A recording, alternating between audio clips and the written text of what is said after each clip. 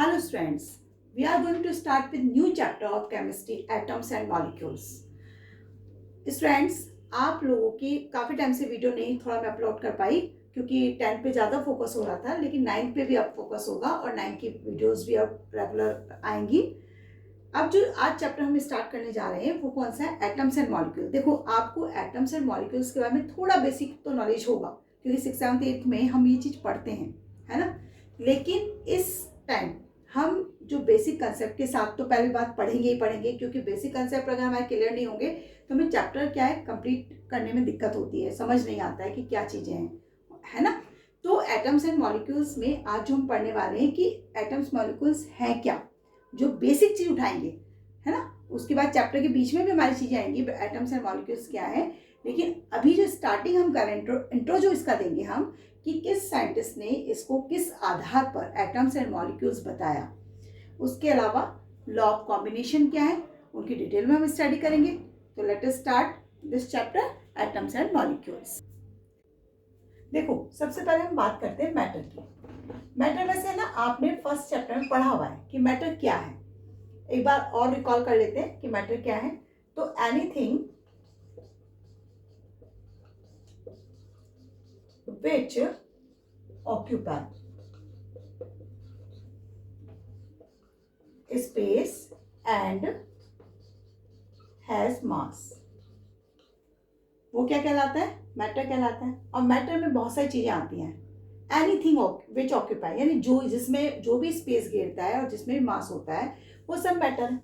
Okay, अब matter के बारे में हमने क्यों पढ़ा या क्यों मैंने मैटर के बारे में आपको बताया। देखो, वुड है, जितने भी मेटल्स हैं, है ना, और इसके अलावा जितने भी मिनरल्स हैं, ये सब क्या है? ये मैटर है। हमारे चारों ओर मतलब एक तरह से मैटर ही है, या सब चीज़ मैटर ही है।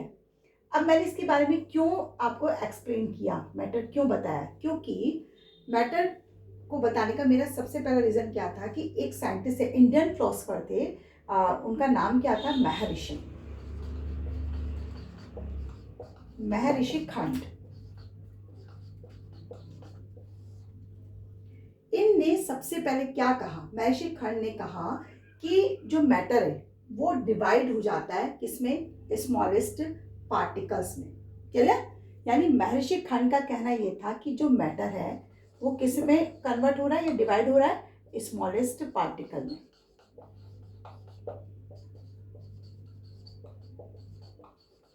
क्लियर?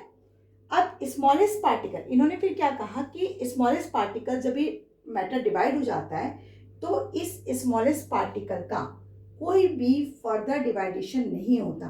इट मीन्स कि ये जो होता है विच can not B divided any further. ये सब किसने कहा? महर्षि खंड ने कहा। तो महर्षि खंड का क्या कहना था कि जो भी स्मॉलेस्ट पार्टिकल होता है उसका कोई डिवाइडेशन नहीं होता।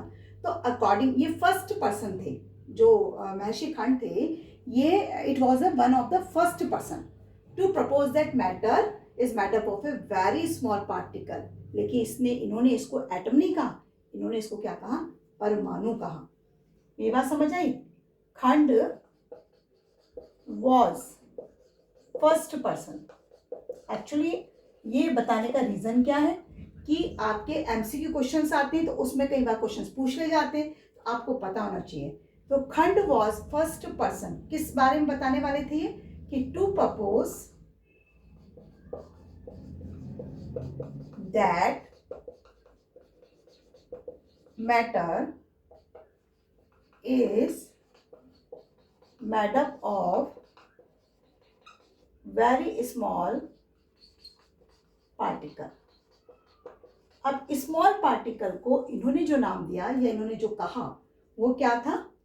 कॉल्ड परमाणु। ये नाम किसने दिया था या बोला था? महर्षि खंड ने। मेरी बात क्लियर हो गई यहां तक? सेकंड थे जॉन डाल्टन। जॉन डाल्टन जो थे, इन्होंने जो नाम उन्होंने परमाणु कह के दिया था, उस पार्टिकल को इन्होंने किस नाम से बुलाया? एटम। समझ आया? परमाणु जो पार्टिकल महर्षि खंड ने बोला था, उसी पार्टिकल को, स्मॉलेस्ट पार्टिकल को जॉन डॉल्टन ने किस नाम से जाना था? एटम नाम से। देखो एटम का जो मीनिंग होता है वो क्या होता है? इनडिविजिबल। समझ आया? इसका एटम का जो मीन है वो क्या है? इनडिविजिबल, यानी जिसका which can not be further division, इसको डिवाइड नहीं किया जा सकता, ये इसका मीनिंग था। अभी वो आगे हम पढ़ेंगे कि इसको किया जा सकता है कि नहीं किया जा सकता, लेकिन अभी जो इंट्रोडक्शन हुआ था इसका, तो उसमें क्या कहा गया था कि एटम्स का मीनिंग क्या है? इनडिविजिबल, यानी कि जिसका कोई भी फर्दर डिवाइडेशन नहीं हो सकता। इसके अलावा एक अनदर इंडियन फिलोसफर थे जिनका नाम क्या था? पकुदा। पकुदा कात्यायामा, कात्यायामा। समझ आया? ये भी इंडियन फिलोसफर थे। अब इन्होंने क्या कहा? देखो इन्होंने क्या कहा, ये एक और स्टेप आगे बढ़ गए। यानी देखो जब भी कभी साइंटिस्ट रिसर्च करते हैं तो पीछे की जो रिसर्च आ रही होती है ना, उसी को आगे बढ़ा देते हैं। तो पकुदा कात्यामा ने क्या कहा? इन्होंने कहा कि जो पार्टिकल्स होते हैं, स्मॉल पार्टिकल्स ऑफ मैटर जो होते हैं, नॉर्मली जब एग्जिस्ट करते हैं, है ना, तो वो किस स्टेट में एग्जिस्ट करते हैं? वो करते हैं कंबाइंड स्टेट में। समझ आई मेरी बात? क्लियर हो रही है? कि पकुदा कात्यामा का कहना था कि जो पार्टिकल्स ऑफ मैटर होते हैं वो क्या करते हैं? एटम्स हो या परमाणु जो भी हो, normally exist in a combined form, और कंबाइंड फॉर्म में ये वेरियस कॉम्बिनेशन ऑफ पार्टिकल्स बनाते हैं, या जिन्हें हम क्या कह सकते हैं? मॉलिक्यूल कहते हैं। मेरे ख्याल से आपको तीनों चीजें समझ आई होंगी कि मैं किसके बारे में बात कर रही हूँ। आगे हम अभी डिटेल में चैप्टर के अंदर से पढ़ेंगे कि क्या चीजें क्या है, लेकिन अभी जो हम इंट्रोडक्शन कर रहे हैं वो ये था हमारा इंट्रोडक्शन। ओके, उसके बाद जो मॉलिक्यूल और एटम्स की डेफिनेशन को हम क्लियर करते हैं कि क्या थी वो। अगर सिंपल वे में देखा जाए तो एटम की डेफिनेशन क्या बनती है? देखो एटम की डेफिनेशन क्या होगी? An atom is the smallest particle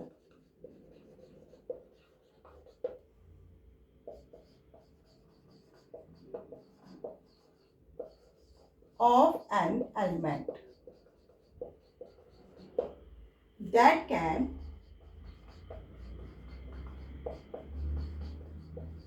take part in chemical reaction.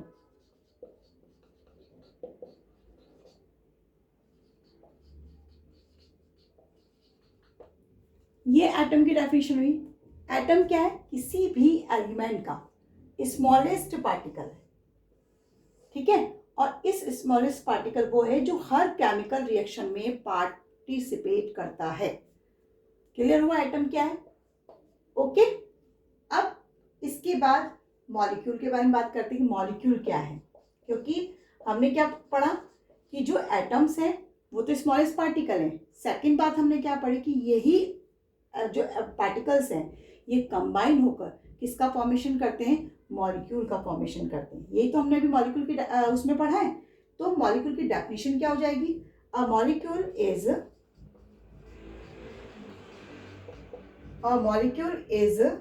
A particle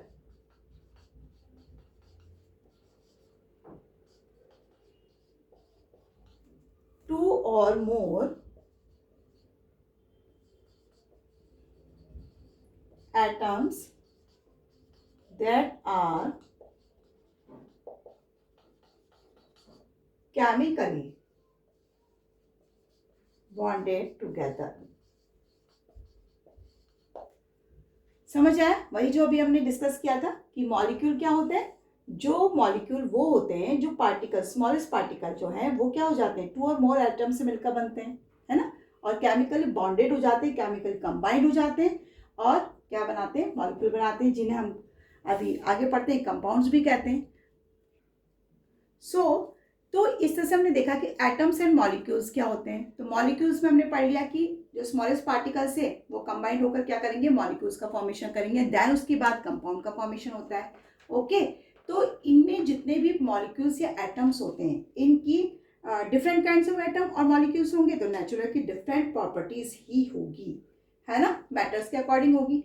अब हम यहाँ पर जो कॉम्बिनेशन है यानी कि जो कंबाइंड होते हैं, केमिकली कंबाइंड हो रहे हैं पार्टिकल्स, उनके अकॉर्डिंग हम क्या करेंगे, लॉज पढ़ते हैं कि लॉ ऑफ केमिकल कॉम्बिनेशन क्या होते हैं। तो हमारा टॉपिक क्या है, laws of chemical combination. Laws of chemical combination में देखो आपके कोर्स में जो लॉज हैं वो 2 लॉज हैं। एक है लॉज ऑफ कांस्टेंट प्रोपोर्शंस और सेकंड है कंजर्वेशन ऑफ मास। तो हम पहला क्या पढ़ रहे हैं, लॉज ऑफ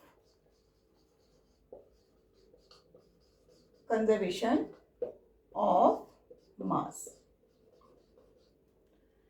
कंजर्वेशन का मतलब कंजर्व करना, मास को कंजर्व करना, यानी कि जो मास है, जब भी कोई रिएक्शन होती है, केमिकल रिएक्शंस होती है, तो उस रिएक्शन में जितने भी रिएक्टेंट्स होते हैं वो उनमें जितना मास यूज हो रहा होगा वो इक्वल होता है प्रोडक्ट ऑफ मास के।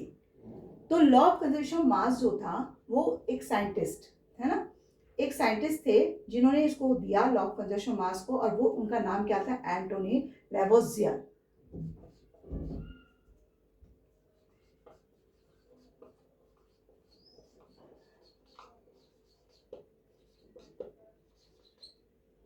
एंटोनी लेवोजियर ने ये लॉ ऑफ कंजर्वेशन ऑफ मास दिया था, और ये इन्होंने दिया था 1774 में। जनरली ये तो नहीं पूछी जाती डेट ऑफ, तो नहीं पूछी जाती कब दिया, लेकिन हाँ ये पूछा सकता है कि किसने दिया था, लॉ ऑफ कंजर्वेशन ऑफ मास के देने वाले साइंटिस्ट कौन थे। तो ये आपको याद करना है। बाद में रिपीट करती हूँ कि एमसीक्यू क्वेश्चंस आजकल आते हैं 1 मार्क्स के, तो नेचुरली कि आपको क्या होना चाहिए, एक एक मार्क्स के क्वेश्चंस के लिए एक एक चीज पर ही ध्यान देना पड़ेगा। ऐसा नहीं कि आप पूरा पढ़ लेंगे और जो लार्ज आंसर्स हैं वो तो कराएंगे, लेकिन छोटे क्वेश्चंस में बहुत मार्क्स कटते हैं, क्योंकि 1 मार्क्स का होता है और 1 मार्क्स के लिए 1 ही चीज़ आपको लिखनी पड़ती है। अब वहीं आप गड़बड़ कर देते हैं तो नेचुरल के नंबर कट जाते हैं। तो इन चीज़ों पर भी थोड़ा सा ध्यान दो। तो लॉ ऑफ कंजर्वेशन ऑफ मास किसने दिया था, इसको देने वाले कौन से साइंटिस्ट थे, वो थे एंटोनी लेवोजियर। और इन्होंने क्या दिया, according to law of conservation of mass, law क्या था, mass is neither created nor destroyed in a chemical reaction।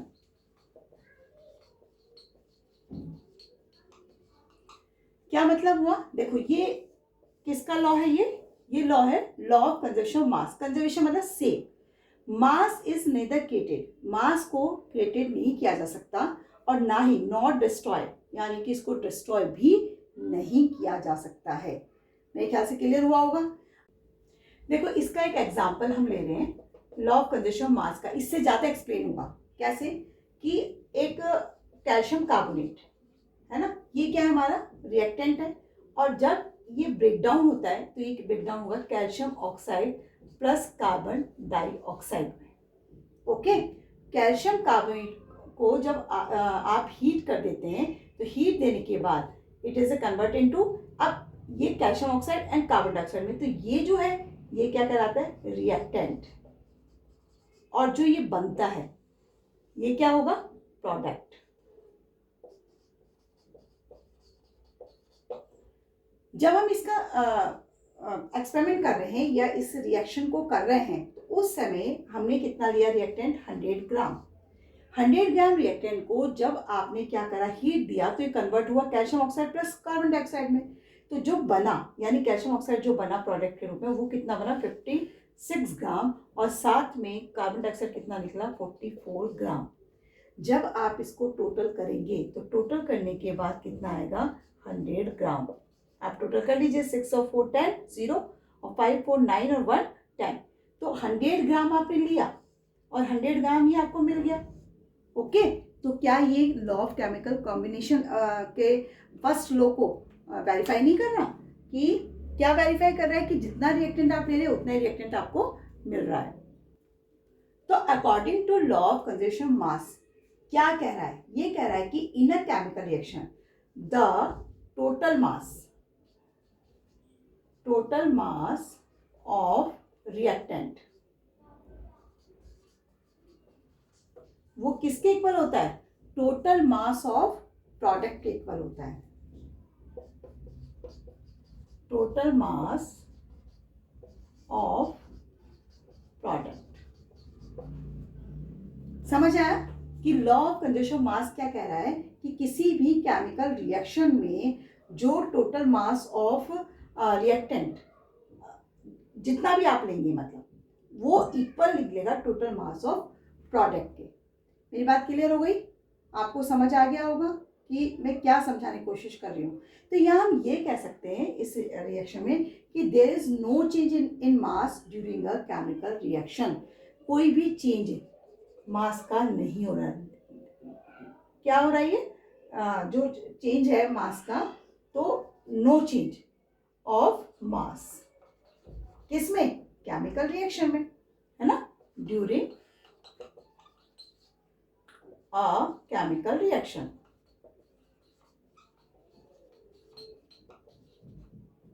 समझ आया, ये क्लियर हो गया होगा आपको लॉ ऑफ कंजर्वेशन मास।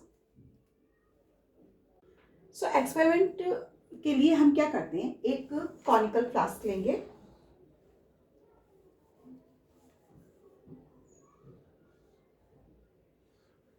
देखो ये कॉनिकल फ्लास्क है,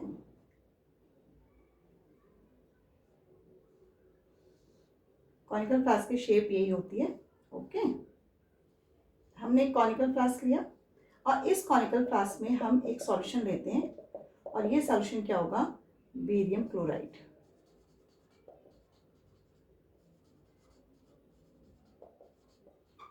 ओके, अब हम एक थ्रेड की हेल्प की सहायता से इसमें इस तरह से थ्रेड को हम यहाँ टाई कर देंगे और इसके हेल्प से हम एक टेस्ट ट्यूब, और ये टेस्ट ट्यूब इससे ऊपर होनी चाहिए लिक्विड से, और इस टेस्ट ट्यूब में हम एक सॉल्यूशन भरते हैं। इस सॉल्यूशन को हम इससे रिप्रेजेंट कर रहे हैं रेड पेन से, ताकि अलग से हमें पता चले। और ये सॉल्यूशन क्या होगा, सोडियम सल्फेट।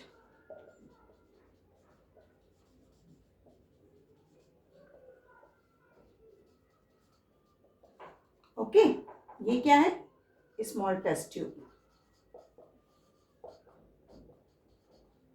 ये क्या है, कॉनिकल फ्लास्क। जब हम थ्रेड से इसको क्या कर देते हैं, हैंग कर देते हैं, हमने इससे होल्ड करके रखा हुआ है टेस्ट ट्यूब को। ओके, ताकि ये नीचे ना, इससे मिक्स ना हो, यानी दोनों सॉल्यूशन मिक्स ना हो, इसलिए हमने टेस्ट ट्यूब में एक सॉल्यूशन ले रखा है और कॉनिकल फ्लास्क में दूसरा सॉल्यूशन ले रखा है, और इन दोनों को सेपरेट कर रखा है। यानी ये जो टेस्ट ट्यूब है थ्रेड के से होल्ड कर रखी है ना। उसके बाद हम ये कॉनिकल फ्लास्क की जो नेक है यहाँ पे इसको टाई किया हुआ है। अब देन हम इसको क्या कर देंगे, एक कॉर्क की हेल्प से इसको बंद कर देते हैं। ओके, ये क्या है, रबर कॉर्क। ये क्या है, थ्रेड, और ये हो गया रबर कॉर्क।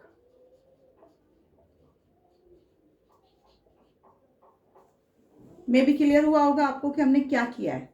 ओके, अब जब हम इसको रिमूव करते हैं, रबर कॉर्क को रिमूव कर देते हैं, तो इसका ये देखिए, अब जो कॉनिकल फ्लास्क का जो माउथ है इसमें क्या होगा, मूवमेंट होगा, और मूवमेंट होते ही जो ये थ्रेड था ये क्या हो जाएगा, लूज हो जाएगा, और लूज होते ही अब जो टेस्ट ट्यूब थी वो कहाँ पहुंच जाएगी। हाँ, एक बात और, कि जब हम इन चीज़ों को लेते हैं, यानी बेरियम क्लोराइड और सोडियम सल्फेट को सेपरेट जब हमने ले रखा है, तो हम इसका क्या करते हैं, इसको हम वैग कर लेते हैं, यानी वैगिंग कर लेते हैं, इसका मेजरमेंट कर लेते हैं, मास इसको फाइंड आउट कर लेते हैं।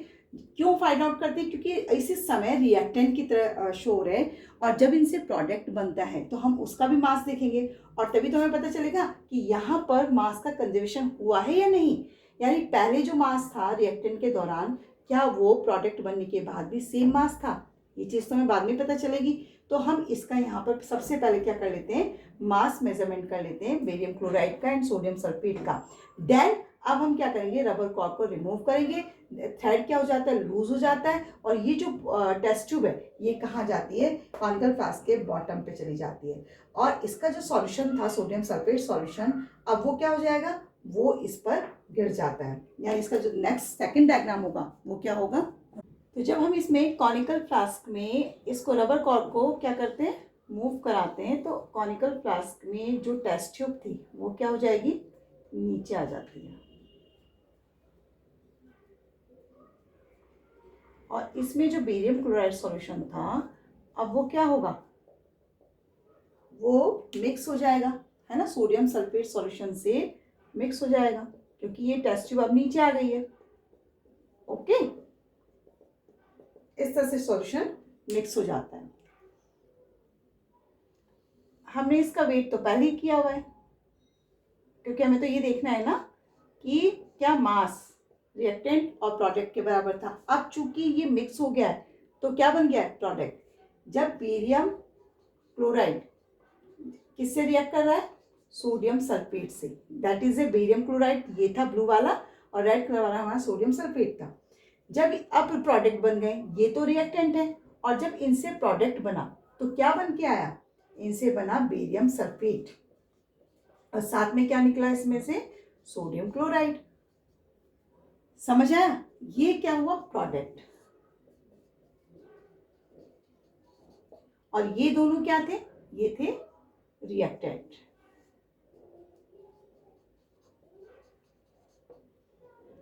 अब हमने इससे क्या देखा, क्योंकि जब हमने इनको, अब जो ये बन के आया प्रोडक्ट, हमने इसको भी क्या किया, इसका भी तो हम जो मास है उसको क्या करेंगे, वेट करेंगे, है ना, उसको भी तोल लेंगे, और तोलने के बाद फिर अब हम देखेंगे कि रिएक्टेंट और प्रोडक्ट दोनों के मास में क्या डिफरेंस था, या क्या इक्वल थे वो।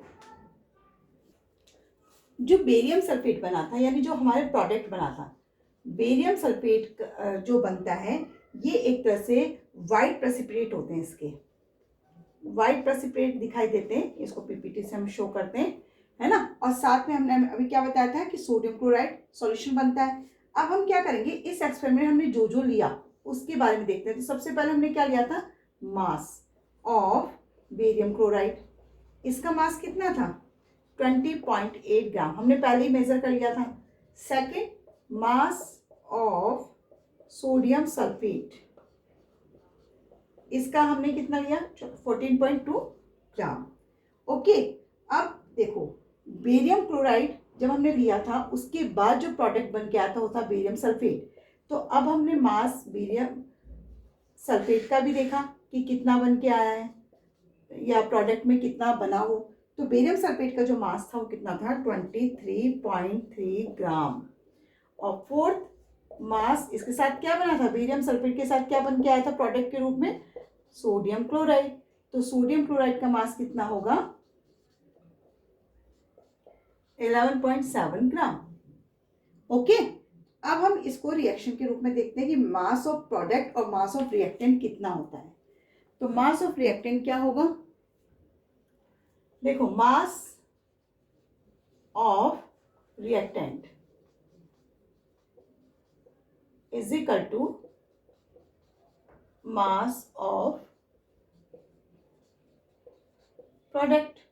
ओके, तो मास ऑफ रिएक्टेंट कितना है, हमने क्या क्या लिया था, हमने बेरियम जो क्लोराइड लिया था वो कितना था, 20.8 ग्राम। और उसके बाद हम जिससे हमने इसकी रिएक्शन कराई थी वो क्या था, वो था सोडियम सल्फेट, और उसको हमने कितना लिया था, 14.2 ग्राम। इसी तरह से जो हमारा प्रोडक्ट बना था वो क्या था, सोडियम क्लोराइड एंड साथ में क्या बना था, बेरियम सल्फेट, जिसके वाइट प्रेसिपिटेट थे। तो जो बेरियम सल्फेट बना था उसका मास हमने कितना लिया था, 20.3 ग्राम, और साथ में जो सोडियम क्लोराइड बना उसका मास कितना आया था, 11.7 ग्राम। अब हम इनको प्लस कर लेंगे, ओके, कि कितना कितना है, 8 और 2 10, 0 1, 4 और 1 5, और 2 और 1 3, तो ये कितना बना, 35 ग्राम इज इक्वल टू, अब यहाँ भी आप मेजर कर लीजिए, 7 और 3 10, 10 और 1 तो 3 1 4 और 1 5, और ये कितना है 2 और 1 3, तो कितना बना 35 ग्राम। क्लियर। तो अब हमने इससे क्या रिजल्ट निकाला है, इस एक्सपेरिमेंट से क्या ऑब्जर्वेशन किया या क्या कंक्लूजन निकला। तो ऑब्जर्व तो हमने ये किया कि जो मास ऑफ रिएक्टेंट हमने लिए थे, जब हमने देखा तो हमारा जो प्रोडक्ट निकल के आया वो एज यूजल था। और कंक्लूजन ये है हमारा इसका कि जितना भी mass of total mass of reactant है वो हमेशा इक्वल होता है टोटल मास ऑफ प्रोडक्ट के। इसलिए ये लॉ ऑफ कंजर्वेशन ऑफ मास जो हमने वेरीफाई करने के लिए एक्सपेरिमेंट किया था वो हमारा वेरीफाई हो जाता है। यानी ये हमारा जो लॉ है वो इस बात की आइडेंटिफाई करता है कि यस, जो मास है वो नियदर बी क्रिएटेड और नॉट बी डिस्ट्रॉय। ओके बच्चों, क्लियर हो गया। ओके, लॉ ऑफ कंजर्वेशन मास तो आपको क्लियर हो गया कि किस तरह से हम इसको वेरीफाई किया, और ये बात सही है कि इसमें ना तो मास को क्रिएट किया जा सकता है ना ही डिस्ट्रॉय किया जा सकता है। इस लॉ को देने वाले जो साइंटिस्ट थे वो कौन थे? वो थे एंटोनी लेविशर।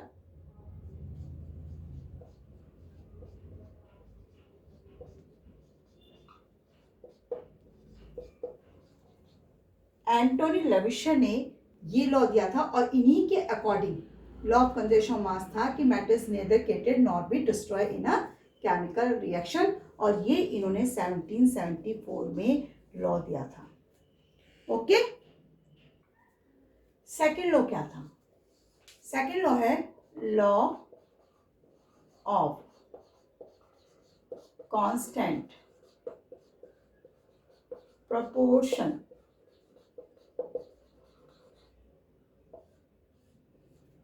ये सेकेंड लॉ है। इस लॉ को देने वाले कौन थे? Joseph Proust. इसको जिसने दिया था वो साइंटिस्ट है हमारे Joseph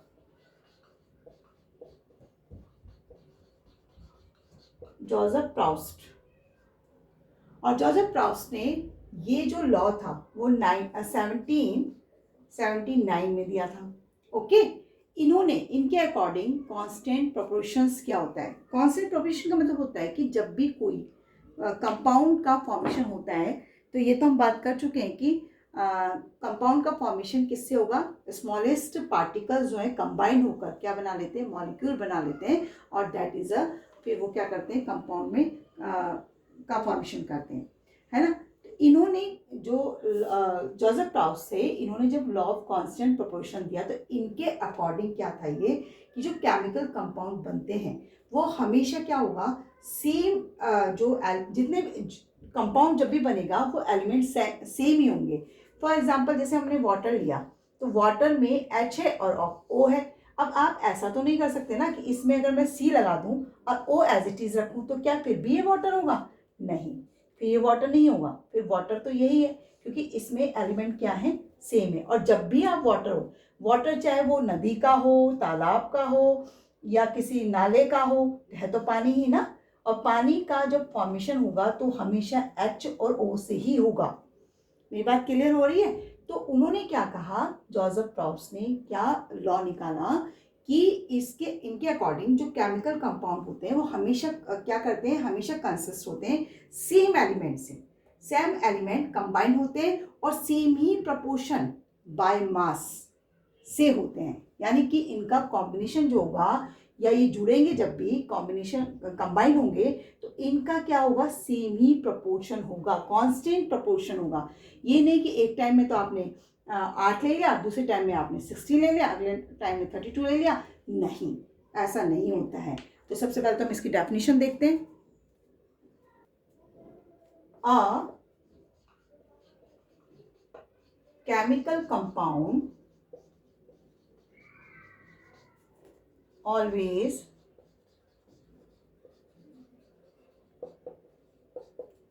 consist of the same element combined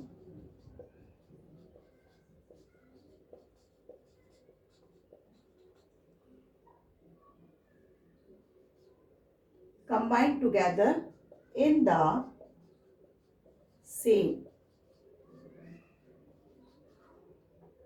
proportion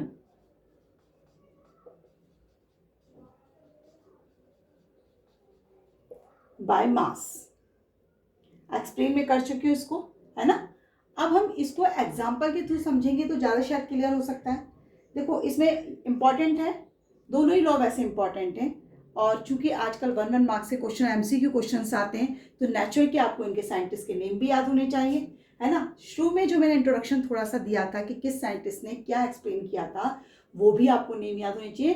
reason वही कि आजकल जो 1 मार्क्स से क्वेश्चन आते हैं तो उनके अकॉर्डिंग आप क्या करते हैं, मतलब जो लार्ज आंसर्स होते हैं उनको तो अच्छे से लर्न कर लेते हैं, लेकिन जो 1 मार्क्स से क्वेश्चन है वो छूट जाते हैं या फिर वो याद नहीं रहते हैं। तो प्लीज़ आप अच्छे से थॉरोली स्टडी करें, है ना, छोड़े कुछ नहीं। ओके बच्चों, क्योंकि वहाँ पर बहुत मार्क्स जाते हैं बच्चों के 1 मार्क्स वाले। तो यहाँ पर हम एग्जाम्पल लेंगे, एग्जाम्पल से ये चीज़ हमारी बहुत क्लियर होगी। अभी मैंने आपको एक एग्जाम्पल दिया था वाटर का, तो वही हम ले रहे हैं वाटर। वाटर क्या है, एक कंपाउंड है, एलिमेंट नहीं है, क्योंकि एलिमेंट सिंगल होता है, ये मिलकर बना हुआ है, 2 एलिमेंट से मिलकर बना हुआ है, दैट इज ए कंपाउंड। तो वाटर जो है कंपाउंड है।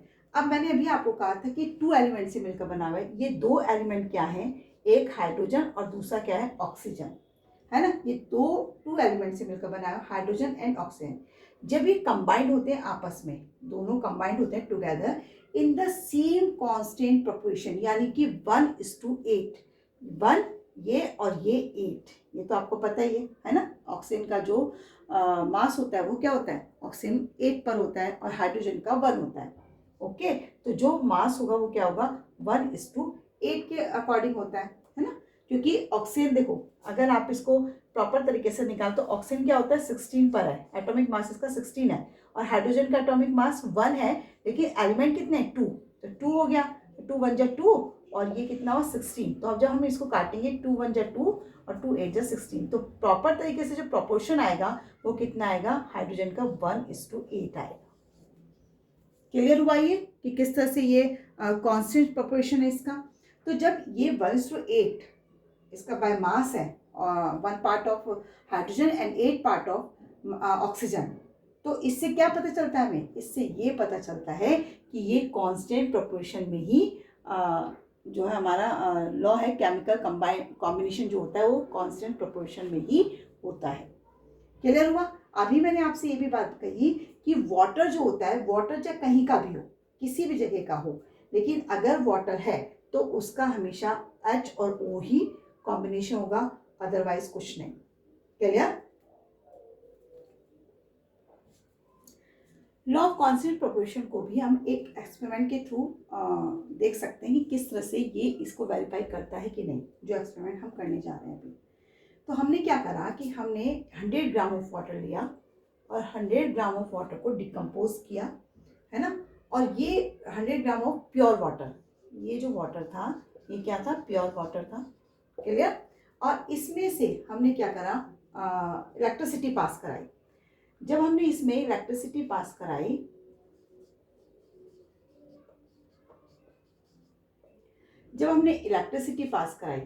एक सेकंड में इसको इस तरह से लिख रही हूँ। तो इलेक्ट्रिसिटी जब हमने इसमें से पास करी तो 100 ग्राम वाटर क्या होगा, ये इलेक्ट्रिसिटी पास कराते ही ये क्या होगा, इससे हमें जो मिलेगा वो होगा हाइड्रोजन एंड ऑक्सीजन। ये इस 100 ग्राम वाटर में इलेक्ट्रिसिटी पास कराते हमें ये दो एलिमेंट्स ऑब्टेन होते हैं या मिलते हैं, है ना। अगेन हम इसको, और जो हमें जब मिलता है ये, तो इसमें जब हाइड्रोजन ऑक्सीजन की हम मास देखते हैं या इसका प्रोपोर्शन देखते हैं तो ये 11 ग्राम हाइड्रोजन और ऑक्सीजन जो मिलती है वो 89 ग्राम ऑक्सीजन हमें मिलती है। समझ आया। सेम एज इट इज जब हम 100 ग्राम प्योर वाटर में किसी और वाटर को लेते हैं, जैसे लाइक रिवर, लेक, जब हम इनका वाटर लेते हैं, है ना, इनके वाटर में भी इनका जो मास होता है, हाइड्रोजन ऑक्सीजन का जो मास होता है वो भी कितना आता है, हाइड्रोजन और ऑक्सीजन का 11 ग्राम हाइड्रोजन एंड 89 ग्राम क्या आती है, ऑक्सीजन। मेरी बात क्लियर हो रही है आपको कि जो हमने एक्सपेरिमेंट किया इसमें हमने क्या करा, 100 ग्राम ऑफ प्योर वाटर ले लिया, 100 ग्राम ऑफ प्योर वाटर लेने के बाद हमने इसमें इलेक्ट्रिसिटी पास करी। इलेक्ट्रिसिटी पास कराने का हमारा रीज़न क्या होता है कि इसको जब हम प्योर वाटर को में इलेक्ट्रिसिटी पास करेंगे तो ये क्या होगा, अपने एलिमेंट्स में ब्रेक होगा, टूटेगा। जैसे ही अपने एलिमेंट्स में ब्रेक डाउन होता है तो ये इससे हमें क्या ऑब्टेन होते हैं, हाइड्रोजन एंड ऑक्सीजन ऑब्टेन होता है। हाइड्रोजन में 11 ग्राम और ऑक्सीजन में 89 ग्राम ऑब्टेन हो रहे हैं। सेम एज इट इज जब हम प्योर वाटर में इसके अलावा और वाटर लेते हैं, जैसे रिवर का वाटर में लिया, लेक का लिया, वेल का लिया, एक्सेट्रा, तो हम क्या देखते हैं कि इसकी भी जो हमें मास मिलता है हाइड्रोजन ऑक्सीजन का, वो 11 ग्राम और 89 ग्राम ही मास मिल रहा है। ओके, अब इससे हमें क्या शो हो रहा है, इस एक्सपेरिमेंट से हमें क्या शो हो रहा है, इससे हमें ये शो हो रहा है कि वाटर जो है ऑलवेज कंसिस्ट ऑफ ए किससे, टू हाइड्रोजन एंड ऑक्सीजन, है ना, इन दोनों से मिलकर बना हुआ है, combined together in the same constant proportions 11 and 89। और जब हम इसे काटेंगे, देखिए 11 जब 11 और 11 8 जा 88, तो हमें जो इसका प्रोपोर्शन मिलता है क्या मिलेगा, 1:8, जो हमने भी पहले देख लिया है, एग्जाम्पल में देखा था ना कांस्टेंट प्रोपोर्शन में। तो हमें इसका रेशियो जो मिल रहा है वो कितना मिल रहा है, 1:8 मिलता है, जो ये वेरीफाई करता है कांस्टेंट प्रोपोर्शंस को। मेरे ख्याल से आपको सेकंड लॉ क्लियर हुआ होगा। इसी से हम अमोनिया का एग्जांपल देख लेते हैं। ये देखो हमने वाटर का एग्जांपल देखा था, अब हम अमोनिया का एग्जांपल देखते हैं। अमोनिया, अमोनिया क्या है, ये भी एक कंपाउंड है ना। कंपाउंड तो अब आपको समझ आ गए हैं कि कंपाउंड क्या होते हैं, है ना। अमोनिया भी एक कंपाउंड है, लेकिन ये अमोनिया जो होता है always consist of the same 2 elements. अब वो एलिमेंट्स क्या होते हैं, nitrogen and hydrogen. Clear, nitrogen and hydrogen. अगर अमोनिया का फॉर्मूला आपको याद है तो वेरी गुड, और नहीं याद है तो याद कर लीजिए। NH3 अमोनिया का फॉर्मूला होता है। तो आपको यहाँ दिखाई दे रहा होगा N और H3, यानी हाइड्रोजन के कितने एलिमेंट है, 3, और हाइड्रोजन का मास कितना होता है, 1। क्लियर, और नाइट्रोजन का जो मास होता है वो कितना होता है, 40। क्लियर, तो अब हम इसमें रेशियो अगर निकालते हैं तो कितना आएगा, 14 और 3 1 जा 3 यानी 3, तो 14:3 ये इसका रेशियो होता है, और हमेशा यही रेशियो इसका रहेगा अमोनिया का। तो इससे क्या हमने ये क्या शो कर रहा है, ये भी कांस्टेंट प्रोपोर्शन को शो करता है कि सेम एलिमेंट है और सेम ही इनका क्या होता है, मास होता है, यानी ये हमेशा इक्वल मास में ही कंबाइंड होते हैं। जितना भी हमेशा रहेगा इतना ही रहेगा। चाहे अमोनिया कहीं भी आप ज्वाइन करें, किसी भी एलिमेंट के थ्रू लें, तो अगर अमोनिया की बात चलेगी तो ना ये फॉर्मूला होगा, यानी इसी के अकॉर्डिंग हमारा क्या होगा, केमिकल कॉम्बिनेशन होगा। मेरे ख्याल से आपको क्लियर हुआ होगा कांस्टेंट प्रोपोर्शंस क्या होता है। लॉ ऑफ कांस्टेंट प्रोपोर्शंस को एक अदर नेम से भी जाना जाता है, या इसको दूसरे नाम से भी, मतलब दूसरा नाम भी इसे बोलते हैं हम, क्या, लॉ ऑफ डेफिनेट।